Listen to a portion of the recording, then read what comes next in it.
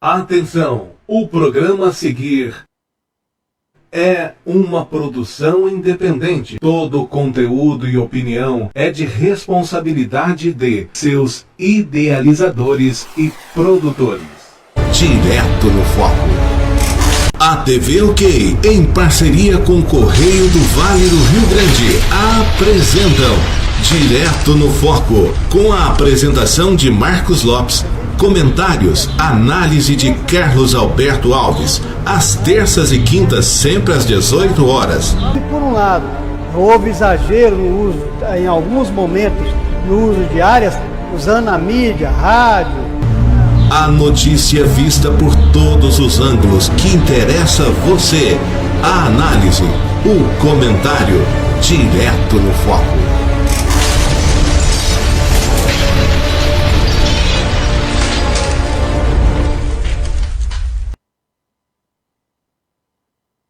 Um abraço para você ligado com a gente. Que bom ter você aqui, hein? Hoje, quinta-feira, dia 27 de fevereiro, está acabando em fevereiro.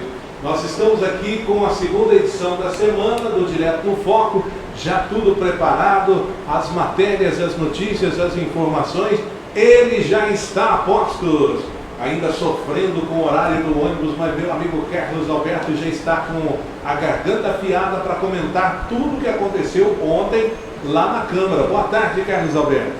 Boa tarde, boa noite já, né, Marcos Lopes? E nós estamos aqui, internautas, para juntos fazermos uma análise do que aconteceu no país, no estado, na Câmara Municipal de Passos, onde nós estamos localizados, para que as pessoas se informem, coloquem as suas opiniões, coloquem as suas convergências, as suas divergências, e assim a gente possa extrair de uma notícia o que de fato ela quer dizer para nós que estamos do lado de cá, ouvindo, prestando atenção, vendo o que é comentado.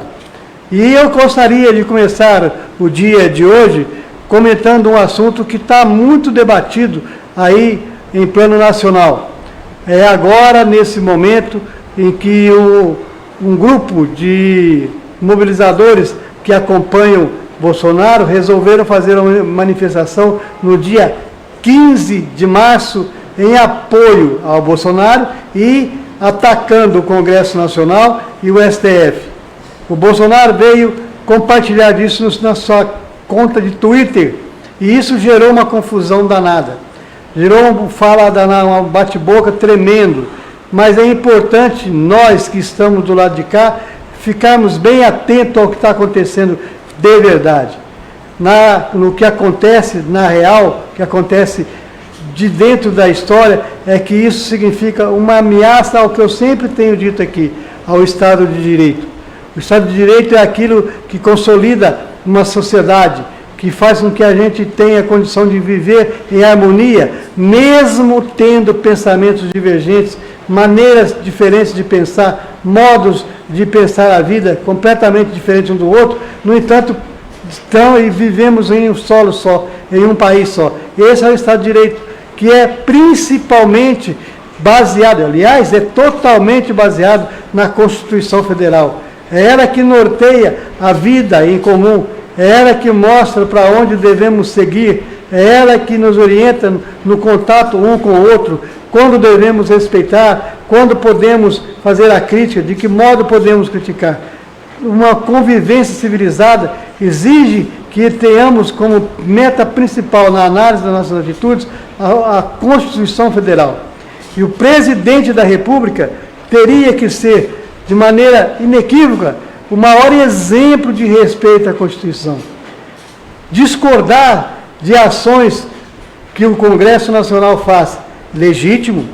Discordar de ações que algum juiz no STF tome, é legítimo, não é errado, não é inadequado.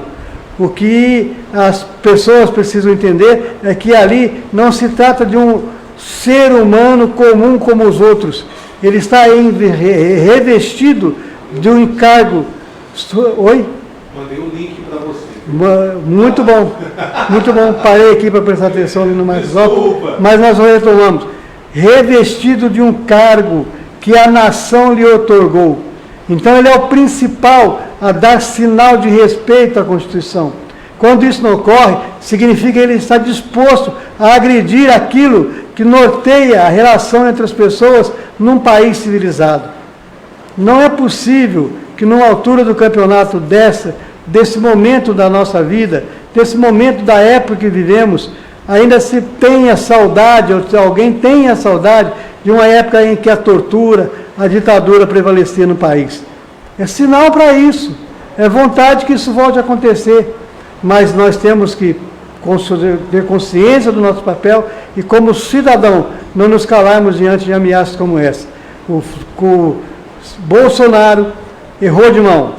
Ele precisa pensar que ele não é representante de uma facção, como ele quer se fazer representar. Ele disse que respondeu porque ele tem nas suas redes sociais 35 milhões de seguidores.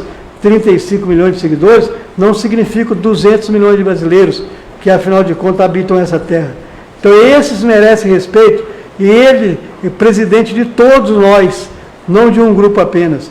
Ele tem a obrigação de agir e pensar, pensando na sociedade que nós queremos construir, a maioria do povo brasileiro, que respeita as regras, que respeita as leis. E se alguma dessas pessoas colocadas nessas instituições estiverem passos errados, derem passos errados, que sejam punidos, que sejam severamente punidos, mas a instituição, Supremo Tribunal Federal, a instituição Congresso Nacional, tem que ser respeitada como pilar importante e fundamental da democracia. Tá certo, está aí a participação do Carlos Alberto. Vamos dar sequência aqui no Direto no Foco. Dando sequência, Carlos Alberto, e você que está nos acompanhando aqui no Direto no Foco, compartilhe essa live, siga as nossas redes sociais e você estará dessa maneira nos ajudando e muito. O presidente da Câmara, o vereador Rodrigo Maia, fala sobre o resultado da votação que rejeitou a formação de uma comissão processante que tinha o objetivo de caçar o prefeito Renatinho Orives. Ele se diz decepcionado. Vamos ouvi-lo. Vereador Rodrigo Maia, presidente da Câmara, que hoje teve uma função de apresentar aos demais vereadores a ideia de se formar uma comissão processante para avaliar o trabalho final da CPI do Transportes. E a maioria recusou, não admitiu a ideia de se formar essa comissão processante. Como é que você avalia esse desfecho, Rodrigo? Bom, o que foi mais importante nisso tudo, Carlos, foi que a Câmara Municipal ela encerrou o seu ciclo com relação à CPI. Foi o que eu expliquei no meu pronunciamento. Quando a Câmara Municipal abriu a CPI, ela fez as apurações, aprovou o seu relatório final, isso realmente foi enviado ao Ministério Público, isso foi enviado ao Tribunal de Contas para possíveis providências. Mas nós também teríamos que ter aqui o nosso desfecho. O nosso desfecho foi justamente o que houve hoje. Hoje, a Câmara Municipal de Passos, ao meu entendimento, foi uma...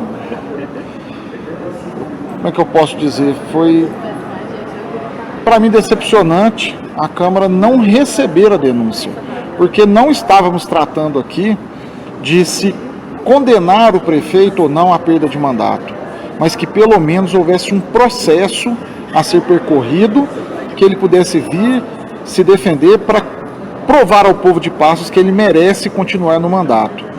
Ao meu ver, os erros cometidos, e não só os da comissão processante, mas muitos erros que eu reputo graves nessa administração, eu acho que ele teria todas as condições de vir aqui se defender, mas na minha opinião, nós perdemos a oportunidade de realmente fazer justiça. Fazer um julgamento político. Um julgamento político do senhor prefeito municipal. Isso não foi feito porque sequer a denúncia foi recebida pelos vereadores. Eu acho lamentável, mas é a democracia. O povo de Passos hoje decidiu, por meio dos seus representantes, eu espero que tenha realmente refletido a vontade do povo de Passos aqui, mas o povo de Passos, por meio dos seus representantes, em especial dos 6 representantes que votaram contra o recebimento da denúncia, a vontade do povo de Passos, ela foi feita hoje, aqui nessa casa, pelo não recebimento da denúncia. Dando sequência aqui no Direto no Foco, hoje recheado de... Nós estivemos aqui num pequeno embaraço, normal, natural, que aconteça, mas ontem a Câmara Municipal de Passo votou a possibilidade de instalação de uma comissão processante. O trabalho que essa comissão ia realizar estava calcado na CPI dos transportes. Aquela que avaliou e verificou, averigou, melhor dizendo, irregularidades no sistema na contratação da empresa que substituiu a CIS no dia 14 de junho de 2019, porque depois de 15 anos a CIS deixou a cidade. Depois de 3 anos que a prefeitura teve para preparar um processo de licitação para escolher a empresa que iria substituí-la, não aconteceu. Deixou de fazer. A administração do Renatinho Ourives deixou de cumprir com essa obrigação que ele tinha que fazer. Nada na prefeitura pode ser contratado sem que haja um processo licitatório.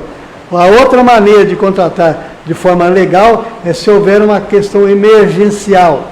E aí o prefeito cometeu o seu primeiro ato falho, primeiro equívoco, que foi contratar uma empresa sem qualquer documentação formal, dizendo que aquilo ali era uma contratação emergencial. Então, eu tive a tranquilidade de trazer aqui para a gente comentar, passar a limpo algumas questões que estão sendo imputadas ao Renatinho. A primeira delas, que foi verificada lá na Comissão Parlamentar de Inquérito e que o doutor Rodrigo Barreto levou como argumento no seu pedido de instalação de uma comissão processante, está no decreto 201, no seu inciso 7º e 8º. O decreto 201, no seu artigo 4, diz o seguinte: são infrações político-administrativas dos prefeitos municipais sujeitas ao julgamento pela Câmara de Vereadores e sancionadas com a sanção do mandato, os seguintes itens, vou lá direto no item 7 e 8, praticar contra a expressa disposição da lei, ato de sua competência ou omitir-se na sua prática. O que o prefeito deixou de fazer? Deixou de montar o processo licitatório. Então ele omitiu, ele não cumpriu com a sua obrigação. E aí, no artigo 8º, omitir-se ou negligenciar na defesa dos bens, rendas, direito ou interesse do município, sujeito à administração da prefeitura. É a obrigação da prefeitura analisar, a obrigação da prefeitura fazer a licitação para contratar qualquer empresa que vá prestar serviço à prefeitura. Nesse caso, a empresa de ônibus teria que passar por esse critério, ou então, na justificativa de uma emergência emergência verdadeira. E aí, dá para sentir de forma bem sucinta, bem clara, bem evidente, que não aconteceu. O prefeito deixou de cumprir com a sua obrigação. Daí a fala do Rodrigo Maia e estar decepcionado com os vereadores que não quiseram analisar a situação. O prefeito poderia se defender diante do tempo que é dado para poder a comissão processante fazer o seu trabalho, que são 90 dias. Nesses 90 dias, o prefeito poderia apresentar a sua defesa. Mas, por outro lado, os vereadores teriam a condição de fazer o julgamento da atitude do Renatinho. Renatinho, está claro aqui, na forma como a coisa foi feita, ele foi omisso, deixou de cumprir com a sua obrigação. Daí a opinião que nós registramos agora do presidente da Câmara, Rodrigo Maia. A Câmara colocou uma pedra em cima de um assunto que não poderia estar insepulto de modo nenhum. Aliás, eu já falei aqui, volto a dizer, isso deveria ter acontecido quando a CPI ocorreu. Naquele momento que o Eric leu o relatório para todo mundo na Câmara ver, era hora de se pedir a comissão processante e dar continuidade ao trabalho. Não fizeram isso, preferiram outro caminho. Retirar o crime de responsabilidade do prefeito. O crime de responsabilidade não é um crime que a gente veja como comum. roubo, assalto, assassinato, não é isso. É o crime da falta da obrigação de cumprir com o seu dever. Crime de responsabilidade. O prefeito foi irresponsável ao contratar uma empresa de ônibus sem a documentação necessária, sem a contratação formal que a lei exige. Tá certo, vamos dar continuidade aqui no Direto no Foco. Na sequência, aqui no Direto de Recheado de Notícias, eu quero pedir mais uma vez para você compartilhar essa live na sua linha do tempo e nos ajudar, fazendo com que mais pessoas vejam todas essas informações. E também siga as nossas redes sociais, tanto no Facebook quanto no YouTube. Eurípides Santos, o Oripão, suplente do vereador Rodrigo Barreto, que assumiu a cadeira para votar a admissibilidade da comissão processante, também comenta a sua posição sobre o assunto. Vamos ouvi-lo. Falando com o Eurípides Santos, o Oripão, que veio aqui hoje como suplente do Rodrigo Barreto, que apresentou uma denúncia para se formar uma comissão processante, e ele não poderia votar, quem pode votar então é o seu suplente. Como é que você avalia a sua participação num momento interessante que vive a Câmara Municipal de Passos? Então, o que acontece? Esse momento foi um momento que eu vi num momento muito delicado, né? Entre que a gente já tinha que decidir a situação de se abrisse um processo de cassação do prefeito ou não. Mas você fala no âmbito geral, como que eu avalio a Câmara de Passos? Não, eu estou falando exatamente sobre o papel seu hoje aqui, que acabou votando assim a favor da instalação da comissão da cassação.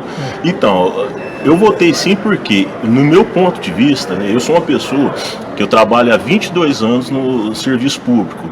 Eu visito de residência em residência. E a gente vê os anseios da população.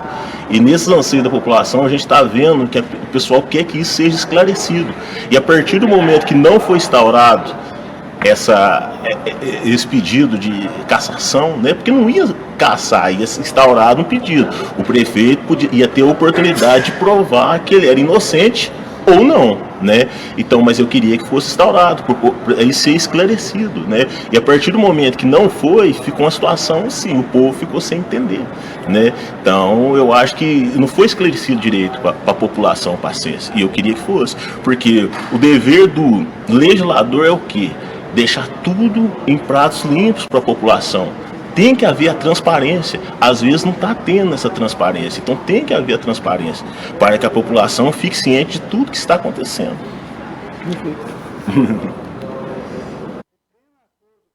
As palavras do Olipão. O que ali se exigia não era que se instalasse uma comissão processante para condenar o prefeito. Não era isso. Era para apurar a situação de irregularidade, apontá-las na comissão parlamentar de inquérito, que voltou à tona por causa do pedido da comissão processante que o doutor Rodrigo Barreto fez, e era necessário que aqueles que estão do lado do prefeito fossem os primeiros a aprovar, fossem os primeiros a votar a favorável à instalação da comissão processante, porque quem não deve, não teme, e parece que aí ficou no ar um temor de que alguma coisa pudesse ser descoberta, como se já não tivesse descoberto. O prefeito contratou uma empresa de uma forma irregular. O prefeito contratou uma empresa que não tinha características de emergência para ser contratada e contratou. Pior, essa empresa veio para Passos, trabalhou sem contrato, recebeu o dinheiro do usuário do ônibus, foi embora para Paraíso e não pagou nada, nenhuma taxa para a prefeitura. Isso é uma coisa irregular que vai se agravando. Primeiro o prefeito chama uma empresa da cidade vizinha de São Sebastião do Paraíso, Paranaíba Transportes, chama essa empresa para poder trabalhar na cidade de Passos. Segundo, essa empresa começa a trabalhar sem nenhum documento formal. Terceiro, quando chega mais na frente, um parecer elaborado pela assessoria jurídica da prefeitura recusa a forma como foi feito, dá um parecer contrário à forma como foi feita a contratação. E aí a coisa vai se piorando. E na hora de apurar isso, de fazer com que as coisas ficassem transparentes, não aconteceu. Agora, o que o Orimpão estava fazendo lá na Câmara naquele momento? Por que ele apareceu lá? Tem uma justificativa na lei que nós vamos acompanhar aqui, ó. O artigo 5º da lei do Decreto-Lei 201/67.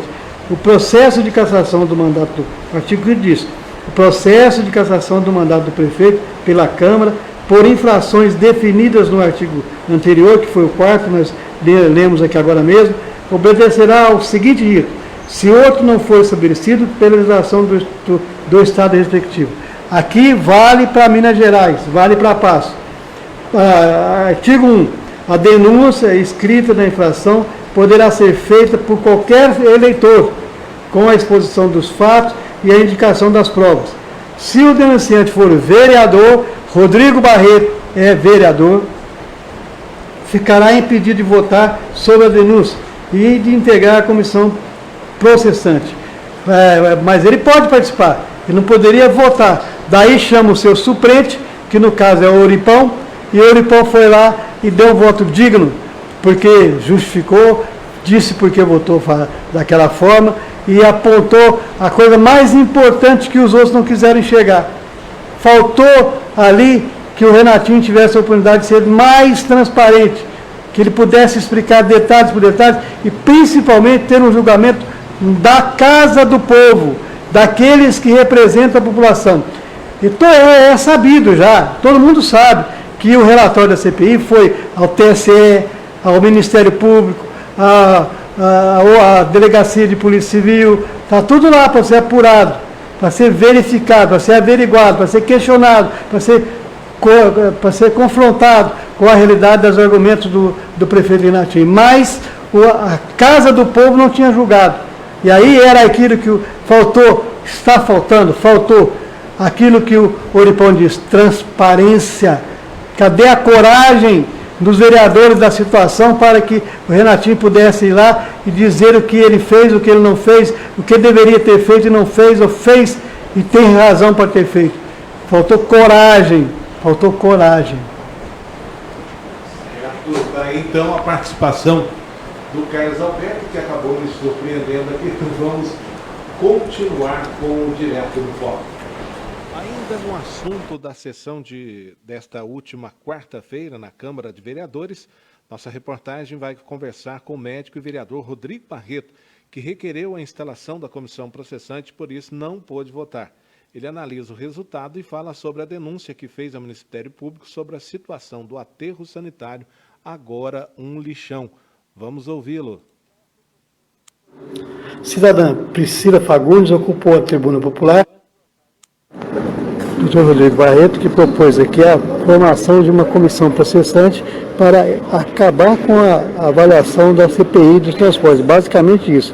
E nós vimos aqui que os vereadores, a maioria, recusou a proposta. Como é que o senhor avalia o desfecho? Olha, a proposição feita foi justamente para que a gente pudesse terminar a avaliação que foi do problema julgado na CPI, né? Então nós tivemos aí uma citação de um problema e ele precisava ser melhor esclarecido. Mas aqui nós estamos na Casa do Povo, a democracia que prevalece. 6 vereadores entenderam que, como estava, já estava esclarecido. Então a maioria que prevalece e meu pedido foi rejeitado, né? Eu entendo que nós iríamos apenas complementar e fazer uma avaliação um pouco mais minuciosa. Mas enfim, a decisão é da maioria, respeito, acato e vamos seguir nos nossos trabalhos aí. O senhor assumiu a tribuna da Câmara hoje também para fazer uma denúncia com relação ao lixão, que há mais de 7 anos é para não existir mais. O que o senhor pretende fazer com essa denúncia? Só levar à Câmara? Na verdade, eu já levei essa denúncia ao Ministério Público. Na quinta-feira eu estive com o promotor, levei essa denúncia até a promotoria, porque existia um termo de ajustamento de condutas com o Ministério Público e esse termo já foi vencido e não foi cumprido. Então é imperativo que uma solução seja dada, porque o lixo está, bem dizer, a céu aberto, né? Então é um problema sério que precisa de solução. Aqui no Direto no Foco. Pode mandar, Marcos Lopes. Aí é o seguinte, 6 vereadores votaram contrário à instalação da comissão processante. Vamos ver se a gente consegue lembrar o nome de todos, Marcos. Conto com a sua cooperação.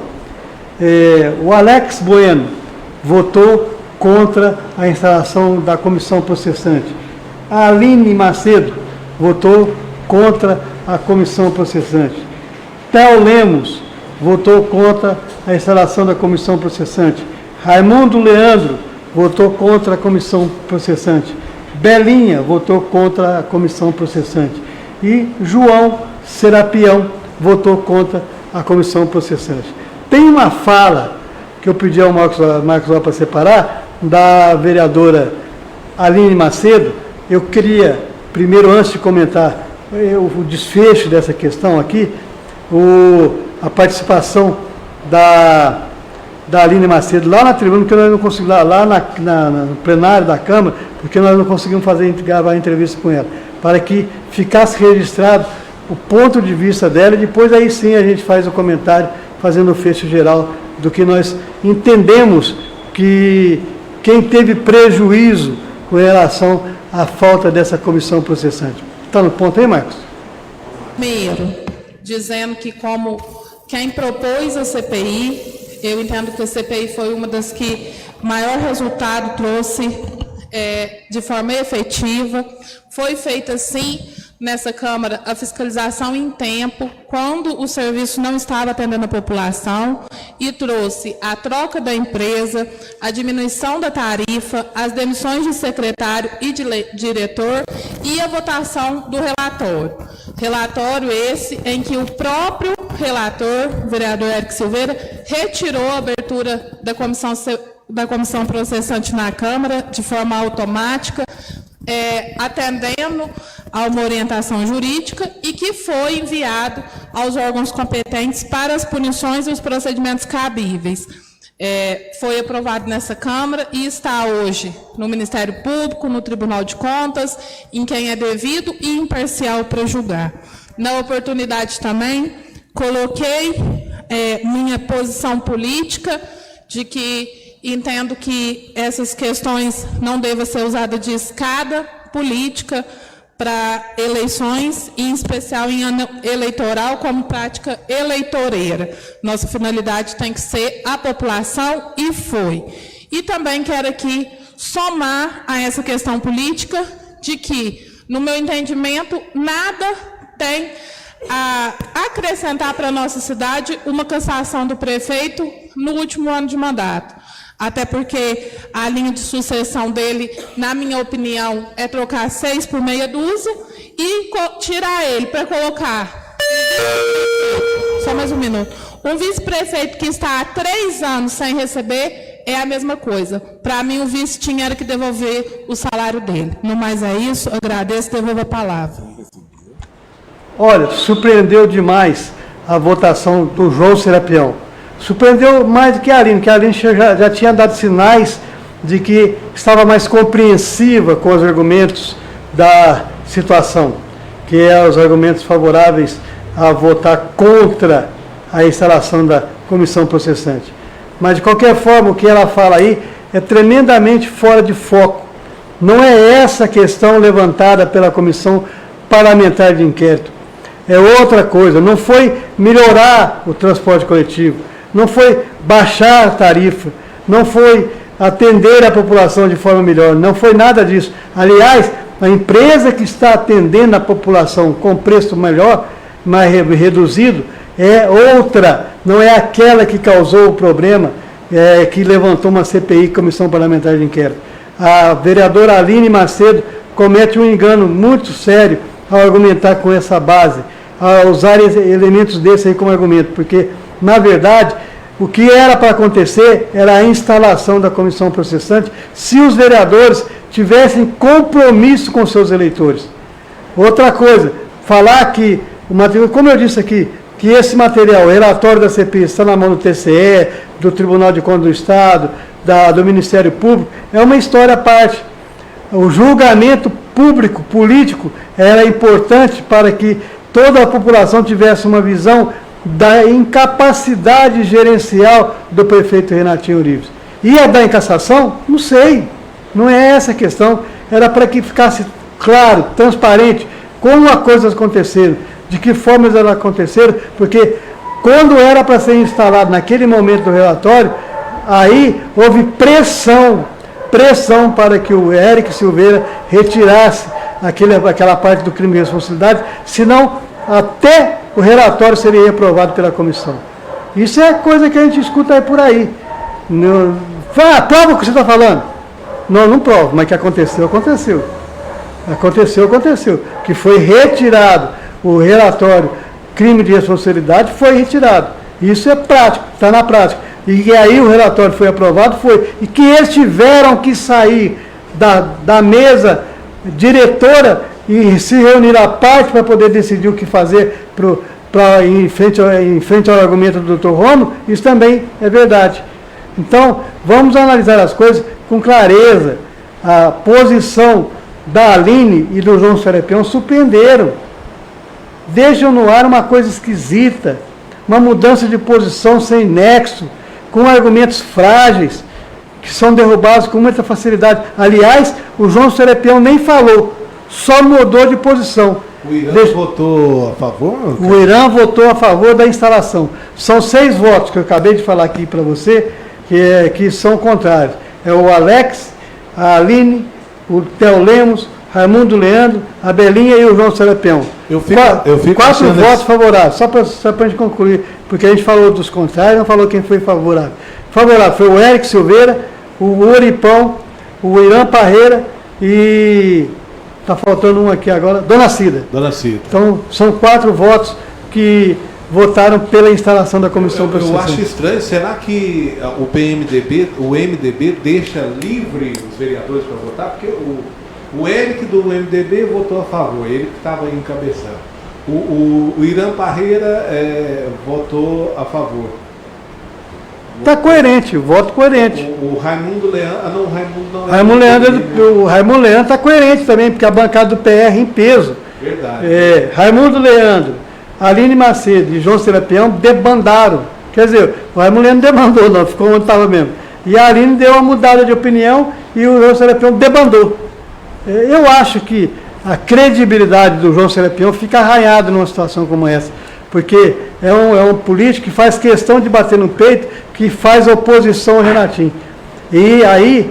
Eu acho particularmente, até do PL mesmo como um todo, porque o PL hoje você não sabe se ele é de situação, se ele é da base do governo, ou se ele é de oposição, ou seja, ele não é nenhum nem outro. Não, ele tende a ser de oportunidades, as melhores oportunidades que podem surgir. Pelo menos é o que deixa passar por aí. Eu não estou falando aqui, vamos deixar bem claro, para não haver um entendimento, que alguém levou vantagem pessoal. Sim. Mas vantagem política, parece que deixa claro. Ninguém ia mudar de uma posição que era contrária, ou melhor, que era favorável à CPI dos transportes, para de repente ficar contrária a uma comissão processante que ia dar continuidade, ia pelo menos deixar a barra dos vereadores mais limpa do que está até agora. Porque o que aconteceu na Câmara de ontem foi um papelão tremendo com relação à expectativa da comunidade. Eles não atenderam a isso aí. E são representantes do povo. E eu volto a dizer, não era para caçar o prefeito, não. Era para poder ser analisado com mais profundidade aquele pecado que a Comissão Parlamentar de Inquérito apontou na gestão do Renatinho, quando resolveu trocar, quando foi necessário trocar a empresa de ônibus que foi prestar o serviço em paz por outro, sem qualquer formalidade. É como se eu estivesse no quintal da minha casa e resolvesse subir no pé de manga sem dar satisfação para ninguém. E pegar a manga que eu quisesse, sem dever e obrigação de falar para qualquer pessoa o que eu estaria fazendo. Foi assim que o Renatinho trouxe para cá a Paranaíba Transportes. Tá certo, tá aí então a participação do Carlos Alberto Alves. Eu quero mandar um abraço para as pessoas que estão ligadas conosco. Um abraço para Giovana, um abraço para Guatabi Marciano, Ramon Peter, Rosana Calas, Luciana Aparecida, a Silvia Faria, o Rony Rochas. Parabéns à nossa querida Dona Cida. Por que, Rony? O José Carlos Calas também, nosso grande amigo, um grande abraço. O Rony Rochas, só escutei verdades, tô beijo. Legal, é isso aí, Rony, um grande abraço. E enfim, todo mundo que está acompanhando a gente no grupo, vamos trazer aí mais notícia, mais informação para dar sequência no Direto do Foco. Chegou a hora do Gilberto. Aqui no Direto no Foco, a notícia não para. Priscila Fagundes, como cidadã, ocupou a tribuna popular e apresentou para os vereadores uma proposta de regimento interno e abordou a notificação que o prefeito encaminhou para que respondessem com detalhes às críticas que lhe fizera. Priscila respondeu com contra-notificação, questionando vários aspectos da atual administração. Ela fala com a nossa reportagem. Vamos ouvi-la. Cidadã Priscila Fagundes ocupou a tribuna popular e trouxe à Câmara de Vereadores uma sugestão de regimento interno. Por que essa preocupação com o novo regimento e o que você destacaria nessa proposta? Bom, a preocupação com o novo regimento é porque há 2, 3 anos atrás nós observamos que o regimento estava muito obsoleto e que ele dava ampla margem para interpretação. Muitas vezes tornando isso discussões aí políticas partidárias, né, que nada contribui com a Casa Legislativa e tão pouco a população. Então, assim, uma das propostas nossas, e aí não tem como eu te esmiuçar ela juridicamente, porque senão demandaria muito tempo, é o fim das reuniões secretas, que quase ninguém sabe que pode ter. Garantia... No parlamento, reunião secreta merece ser questionado, né? No parlamento não tem porquê, isso tem que ter transparência. A garantia de representatividade partidária nas comissões e não mais por bancada. A mesa diretora provisória, né, identificada na lei orgânica do município, teria que fazer uma modificação, mas nada que você não possa fazer um aditivo para fazer a correção da lei. O que significa essa mesa provisória?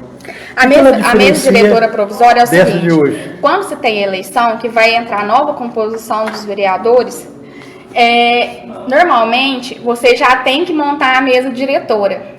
E aí, com os vereadores novos de primeiro mandato, normalmente eles entram meio que perdidos. Então, eles não sabem ainda como funciona a Câmara, não sabem ainda como funcionam os projetos de lei, a importância da mesa diretora, o papel, etc. Então, acaba que os antigos sempre estão na mesa diretora, já no começo da legislatura. E isso é ruim porque ela não contribui com a igualdade, né? Eu acho que todos que entram têm que estar em pé de igualdade para poder fazer o pleito da mesa diretora. Então, essa comissão provisória, ela seria por 6 meses, ela seria composta até então dos membros mais antigos, e depois seria feita a eleição, aí montariam-se as chapas e o pessoal votaria, igual funciona mais ou menos. Voltaria, vamos dizer, a normalidade da rotina. Isso. Mas a comissão provisória, ela atuaria da mesma forma que a comissão permanente, em termos de trabalho legislativo. Você também falou sobre uma notificação que recebeu do prefeito Renatinho, questionando vários pontos que você teria dito e ele estava solicitando a comprovação daquelas falas que você tornou pública. Como é que você reagiu a essa questão? Então, eu recebi a notificação com total espanto, porque eu não esperaria nunca que ele me mandasse uma notificação, até mesmo porque as críticas que eu faço, elas são embasadas, eu não faço ao léu, elas não vêm de interesses partidários, ela vem do interesse do bem comum e das legislações que concernem aí o meio. Então, o que eu fiz? Eu peguei, respondi, apesar de eu não ser obrigada a responder, eu fiz questão de responder os questionamentos. Ele fez 9 questionamentos para mim aqui, e eu mandei uma contra-notificação também, perguntando o que ele tinha feito, né, o que ele não tinha feito, ele tem que dar explicações. Entre elas, eu acho que é um fato que aconteceu, onde ele saiu da prefeitura, através de e-mails para toda a imprensa regional, um banner, né, denegrindo a imagem do vereador Eric. Eu acho que isso não é função da Casa Executiva, não é função de uma secretaria, não é função do setor de comunicação. E é inaceitável, e além de ser um crime, a pessoas dentro do órgão do Executivo... Está faltando probidade, né? Falta improbidade. Mas, assim, quando a gente fala em improbidade, o pessoal acha que a gente está caçando as pessoas, e não estamos. Estamos apenas nos defendendo daquilo que nós estamos sendo atacados. Eu acho que o prefeito, ao invés de ficar mandando notificação extrajudicial e colocando as pessoas, mandando na delegacia prestar esse esclarecimento, eu acho que ele deveria fazer uma autocrítica do secretariado dele, do trabalho que ele está desenvolvendo na cidade, e fazer alguma coisa em prol do povo. Porque nós temos mais um ano, e um ano é muita coisa, Carlos. Me lembro só de uma abordagem interessante que foi feita, que você menciona uma coordenadora do Ibominas que teria vindo aqui a Passo para exonerar. Por coincidência, nós acompanhamos como jornalista. Essa exoneração aconteceu depois que ela teve uma reunião com o prefeito e aí o antigo coordenador foi dispensado, exonerado. Pois é, não foi só o coordenador, foram dois funcionários, o que é pior, o que para mim, na minha visão, é pior ainda. Por quê? Todo contrato bipartite, nesse caso,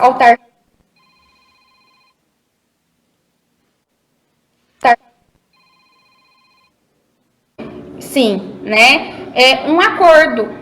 Então, assim, se o prefeito realmente quisesse permanecer com o Dr. Flávio, eu acredito que ele teria totais condições de defender o nome do Dr. Flávio, de brigar pelo Dr. Flávio, entendeu? Eu acho que faltou isso. Talvez por falta de conhecimento dele, talvez, mas que pode, né? Agora falar pra mim que não pode, que não poderia intervir, aí não. Vou te falar um caso muito parecido, que é de uma autarquia também. O caso de Emater. Você lembra na época que o Frederico Ozanam estava para ser exonerado? Que nós fizemos uma movimentação. Nossa, que eu falo, teve deputado, teve um monte de gente. Não, até mesmo produtor rural. Que foi atrás até de deputados para poder manter o Frederico Ozanam no cargo, porque o cara era muito competente. E estava-se aí fazendo uma articulação política para tirar e para colocar outra pessoa no lugar. Bom, a comoção, a movimentação foi tanta que aconteceu? Permaneceu no cargo. Então, por isso que eu falo, às vezes é uma questão de querer brigar. Você está tranquila? Estou tranquila, vou responder, eu não tenho medo de processo. É o que eu falei, eu tenho medo de ver essa cidade afundando cada dia mais e afundar cada vez mais. Tá bom?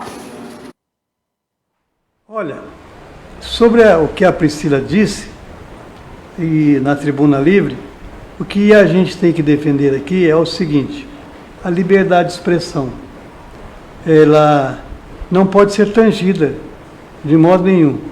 Eu acompanhei a discussão, porque eu tenho amizade com algumas pessoas dos grupos que a gente hoje no WhatsApp frequenta bastante, e vi comentários bem desairosos aí com relação à participação dela por ter uma ligação com o vereador Érico Silveira. Ela é noiva do vereador Érico Silveira. Eu acho o seguinte, o conteúdo do que ela falou merece ser criticado. Tem que ser criticado. Os vereadores pegaram a proposta de regimento e vão avaliar se tem alguma coisa importante ou não. Tem uma questão, por exemplo, que acho difícil de viabilidade, fazer uma mesa diretora provisória, até que os vereadores ganham experiência. Não é assim, ganham experiência na vida pública, fazendo vida pública, atuando no dia a dia. Então tem que assumir a responsabilidade desde o primeiro momento que, se eleito, tomar posse. Aí, a partir daí, tem que se virar para poder cumprir bem sua função, seja ela qual for. Se os mais experientes levam alguma vantagem, é porque os mais novos reconhecem que precisam daquela experiência. Daí, tudo bem, mas mesa provisória, acho que isso aí não devia existir de jeito nenhum. E votação secreta também não deve existir. Mas a proposta de regimento está na mão dos vereadores, eles vão analisarem e comentarem e verem o que é importante ou não reformar no regimento interno da Câmara, que também deve merecer mesmo algum reparo. Quanto à questão de ligação dela com o Érico Silveira, é um ponto que pode ser criticado bastante, merece ser criticado, mas o papel da Tribuna Livre não pode ser cerceado. Eu acho que ela tem que ser, não pode ser submetida a uma censura prévia de quem autoriza o cidadão subir à tribuna e falar o que ele se deseja falar. E foi até ali para expressar. É uma tribuna livre, a expressão é livre. E aí a gente tem que entender e abrir espaço para que a pessoa fale o que ela achar importante falar. Que é a verdade também, é um absurdo o prefeito notificar alguém que o critica porque se julgou contrariado.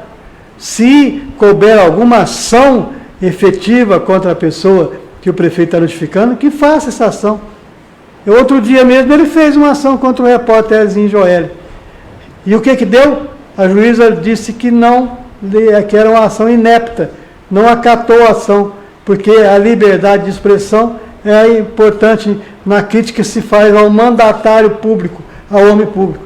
E foi isso que a Priscila fez crítica ao homem público. Ela, como pessoa pública naquele momento, também merece as críticas, mas tolher, não. Cortar, não. É um direito de usar a expressão da liberdade, a liberdade de expressão, melhor dizendo, corretamente dizendo. É a liberdade de expressão que nós, que temos espíritos democráticos, temos que saber aturar. Isso é o que eu acho, embora não faça questão de frisar. Ela merece as críticas que quem quiser fazê-la. Tá certo, vamos então agora até Belo Horizonte, viu, Carlos Alberto? Vamos trazer o Gilberto Almeida. Forte abraço, chega mais com o seu comentário, Gilberto Almeida. Eu pude ver o depoimento do ex-deputado Marcos, e que é um empresário de loteamento, e ele falava sobre a possibilidade de pensar em Figueiredo após a energia 05, dando uma nova perspectiva. E de uma forma correlata, eu quero falar aqui também sobre a questão que está acontecendo na cidade, quando Sua Excelência, o senhor prefeito Carlos Renato Lima Reis, está apresentando queixa na delegacia e mais também algumas notificações extrajudiciais, questionando publicações na internet de humor com relação a uma determinada foto lá que ele apareceu. Eu até acho uma brincadeira que não é de muito bom gosto. Mas eu devo dizer que a atitude tomada pelo senhor prefeito, na minha modesta opinião, fere frontalmente o direito de expressão. Vamos lembrar do Jânio Quadros com as pernas tortas e o monte, a avalanche de charges que saíram brincando com essa situação. O ex-presidente Michel Temer apareceu assentado com as pernas tortas também, fizeram um paralelo, dizendo que gostariam que o desfecho de Temer fosse o mesmo desfecho de Jânio Quadros, ou seja, a renúncia. Isso faz parte do processo democrático e nós não podemos, às vésperas de uma eleição, começar um processo de radicalização, um processo de não entender que quem entra na vida pública está sujeito a esse tipo de publicações. Talvez seria importante, na reunião fechada que teve no gabinete, descobrir qual foi o autor do vazamento dessa foto. Pancada na porta. Tá certo. Então, a participação do Gilberto, eu quero agradecer de coração a participação do Gilberto, mas o mais importante que o Gilberto traz a deixa, dessa questão aí dos questionamentos da justiça. Teve o Fernando Pitongo, teve o jornalista Ezinho, e teve agora o questionamento com a Prisca, que deu aí uma repercussão muito grande. Qual que é a análise que você faz? Porque criticar o ser humano é uma coisa, criticar o homem público é outra, né, Carlos Alberto? Bom, em primeiro lugar, Gilberto, precisa mandar os comentários, tudo certinho, não ficar ruim para nós aqui. Vamos comentar aqui, mas foi interessante o que você disse, foi importante. O seguinte, homem público é sujeito à crítica, mas a crítica tem que acontecer no grau de civilidade. E esse grau de civilidade não é palavra, não quer dizer que a crítica tem que ser feita com palavra amenas. Podem ser feitas com palavras duras, podem ser feitas com referências históricas, duras, severas, mas ela não pode ultrapassar a fronteira da civilidade. Não pode partir para a ofensa pessoal, não pode partir para agressão, pessoal, tem que ser no conteúdo político. Que de repente a gente está assistindo hoje, a gente viu no editorial do jornal O Globo, quando ele fez críticas severas ao Bolsonaro pela sua decisão de apoiar o movimento que vai denunciar o Congresso, vai falar do Congresso, de defesa da eliminação, da extinção do STF e também do Congresso Nacional. Foram palavras duras dentro da civilidade. Eu acho que esse ponto de vista é o que deve ser merecido. E não importa o que está sendo questionado. O fundamento daquilo que está sendo questionado está na rua. A gente vê, a gente percebe, o cidadão sente na pele a falta do remédio, sente na pele a falta do emprego, a falta de disposição para correr atrás de empresas para atrair a cidade, a falta de operações corretas para tapar buraco, que seria o recapeamento. Então, tudo isso o cidadão sente. A sujeira imensa que está a cidade, os lotes abarrotados de mato, calçadas. Então, para onde você vai, você percebe que a cidade está um caos, sem possibilidade de realmente ser uma cidade de convívio, que as pessoas tenham prazer de conviver. Então, o que eu acho é o seguinte, Marlon, é preciso que o homem público tenha um espírito para receber as críticas. E essas críticas podem ser as mais severas possíveis. Tá certo, tá aí a participação do Carlos Alberto. Nós estamos chegando ao final da edição de hoje, prometendo voltar na terça-feira, se Deus quiser. Forte abraço e a semana que vem no Direto do Foco tem muito mais.